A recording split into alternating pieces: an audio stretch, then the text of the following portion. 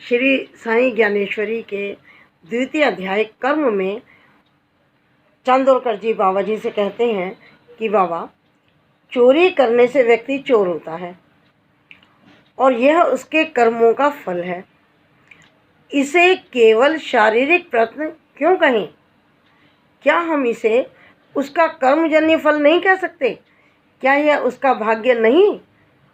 हे बाबा, आप मुझे कृपा करके इसे समझाएं। तो बाबा कहते हैं, कई लोग वास्तव में चोर होते हैं। वे पकड़े जाने पर भी शीघ्र ही छूट जाते हैं, कारण कि उनके खिलाफ कोई ठोस सबूत नहीं होता। ऐसा उसके प्रारब्ध के कारण होता है। कोई चोर है और जेल में बंद है, कोई चोर है और वह स्वतंत्र पूर्वक घूम रहा है। यहाँ संसार में कर्म के अनुसार फल मिलता है, ऐसा निर्धारित है, परंतु दूसरे को कर्म के अनुसार फल नहीं, ऐसा क्यों? दोनों के एक समान कृत्य हैं। एक कैद भोगता है, दूसरा स्वतंत्र घूमता है। दोनों के समान कृत्य होने पर भी उनका वर्तमान जीवन प्रारब्ध के अधीन है। उसके प्रारब्ध के कारण चोरी के कर्म से भले ही वह ना पकड़ा जा सके और स्वतंत्र घूमता रहे, परंतु चोरी के पाप कर्म का जो फल उसका पीछा नहीं छोड़ता और वह उसे कभी ना कभी भोगना पड़ेगा। उसे भोगने के लिए उसे आगे पुनर्जन्म लेने पड़ेंगे। वर्तमान या पाप कर्म भविष्य के पुनर्जन्म का कारण बनता है, ऐसा बाबा ने कहा। सज्जनों की संगति करो, सज्जन लोगों की मंडली में रहो, दुष्ट दुर्जन और अभक्त की छाया से भी दूर रहो। छाया भी अपने पर ना पड़ने दो। अभक्ष्य भोजन, तामसिक भोजन ना करो। बेकार के झगड़ों और विवादों में भी ना पड़ो।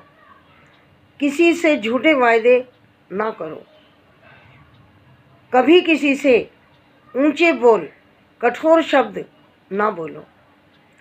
एक बार किसी को वचन दे दो तो उसे फिर बिना किसी अविश्वास और असंतोष को जताए निभाओ।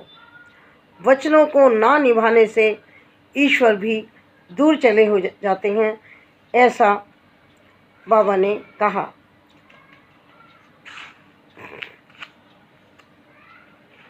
काम, क्रोध और मोह। काम के विषय में बाबा ने कहा कि काम पर नियंत्रण रखते हुए काम का सेवन करो। काम के गले में विवेक की घंटी यानी कि लगाम डाल दो। काम को अपनी आज्ञा के अधीन रखो। काम के हाथों में अपने आप को मत जाने दो।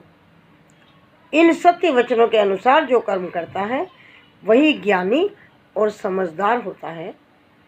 अपने कर्म से जैसा प्रारब्ध तैयार करोगे वैसा फल तुम्हारे शरीर को भोगना पड़ेगा।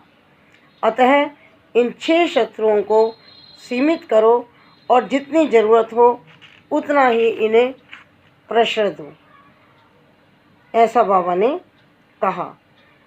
काम, क्रोध, मोह इन सब पर अपना नियंत्रण रहना चाहिए, ऐसा बाबा ने हमें पाठ 2 कर्म में समझाया।